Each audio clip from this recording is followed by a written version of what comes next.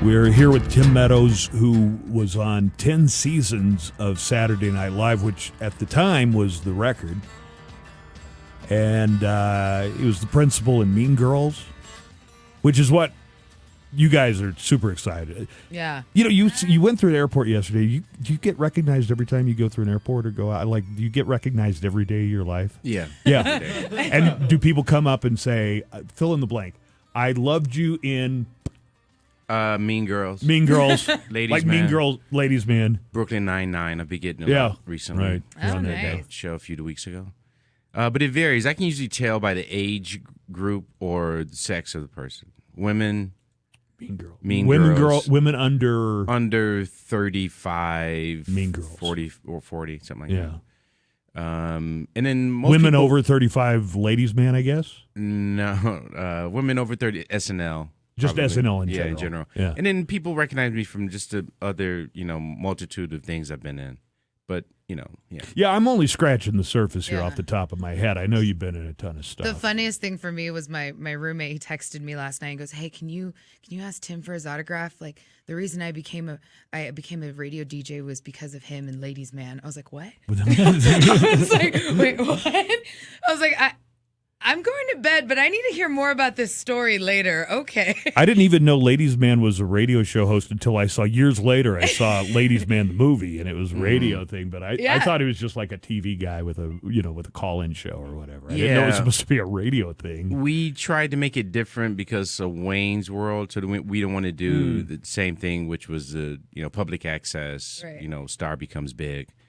So we just played it off as though he had the radio show on the side. Yeah, no. And so that's what All my right. roommate told me. He's like, "I wanted to be like that." So Scott Lewis is our digital managing editor. Scott is going to come to the microphone, and he told us a really great story about he went to go see Ladies Man in the theater, and he was on a date with an unapologetic racist. So why don't you pick up? Let me start it at the ground floor.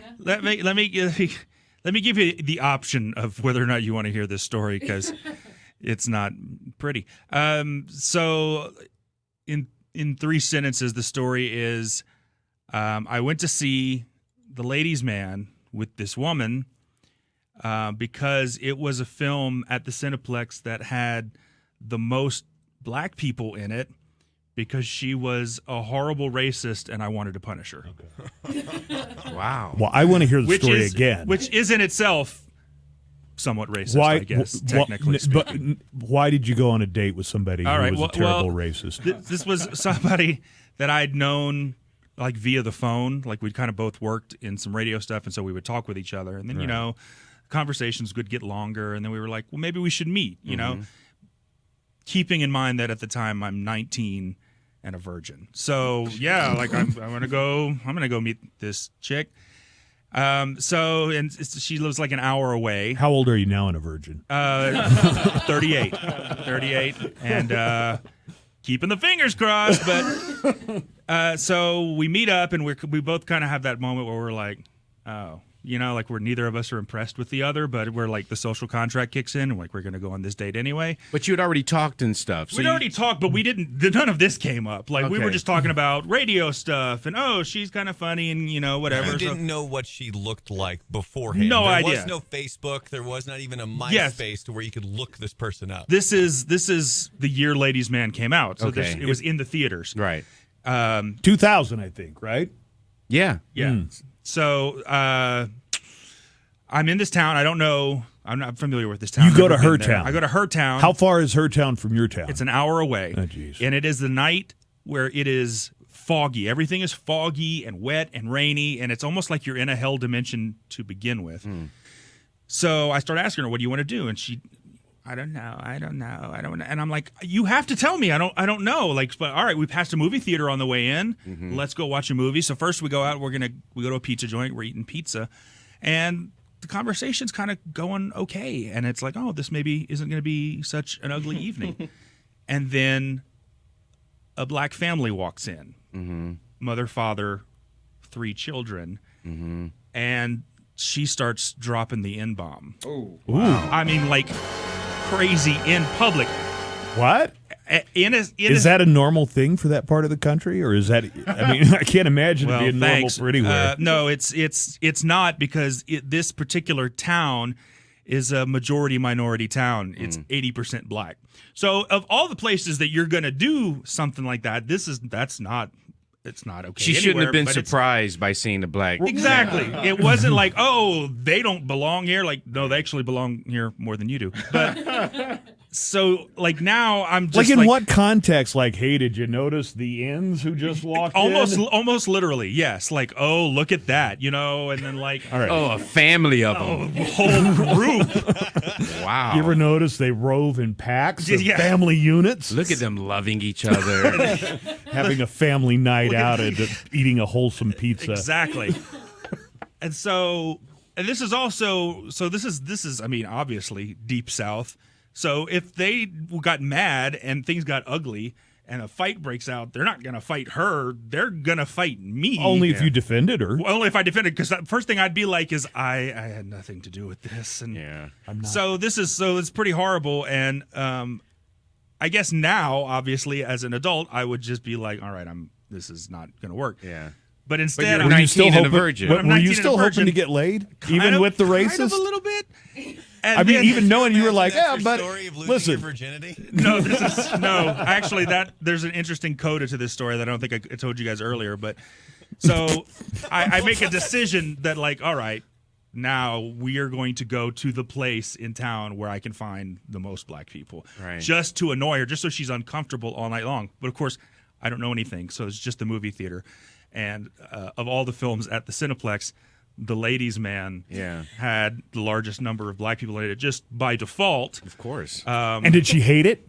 Tell me she hated it. She did. She was just like kind of uncomfortable the whole time. She gave it 4 crosses, 4 burning crosses. And I have to say, I give it 4 burning crosses down. I enjoyed the film more because of that, mostly because I'm just sitting back smug in my, superiority, even though taking her to see the film only because there were black people in it is in itself somewhat racist, and I feel like I should apologize to them. But you were a part of a very formative experience in my young life. I'm happy to hear that story. The coda to the story is that even after all that, and even that it's clear like this is not going to work out, she's my wife.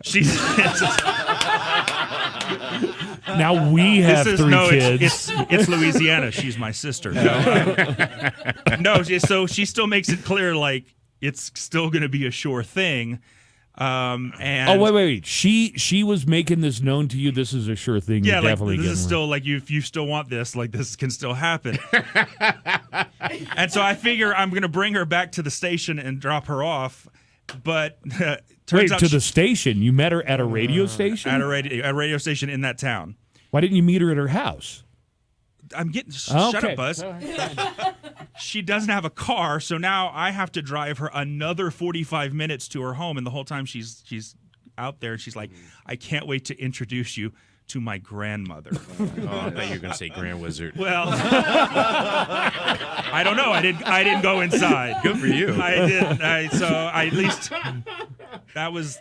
I've known you 4 hours. I know that you could easily rise to the ranks of the KKK, and that I get to meet your grandmother. Out of curiosity, I mean, if she's like 20 and she's that racist, aren't you just curious how racist her grandmother must be? That must have been like I can imagine walking in and seeing maybe some Nazi memorabilia or something. Well, it would have been great. You should have hit it. I would have loved to hear that. That would have been the best of this. And I lost my virginity. You know what? Is that she was a racist, but a very, very smooth lover. Very, very touching. She was a very considerate lover. Yes, very. She cried afterwards. We held each other. No, you just dropped her off. Did she seem disappointed that you weren't coming in? Or you don't want none of this racist stuff here? No, baby, I'm good. She was just kind of like, okay. And I was just kind of like, I'll see you later. I've got an hour and 45 minutes to drive home and think about this. All right. Wow. That's the story, Tim. That's a good story. Yeah, thank you. You ever have a story in your life and you're like, I'm never going to get to tell the person who was involved in the actual story.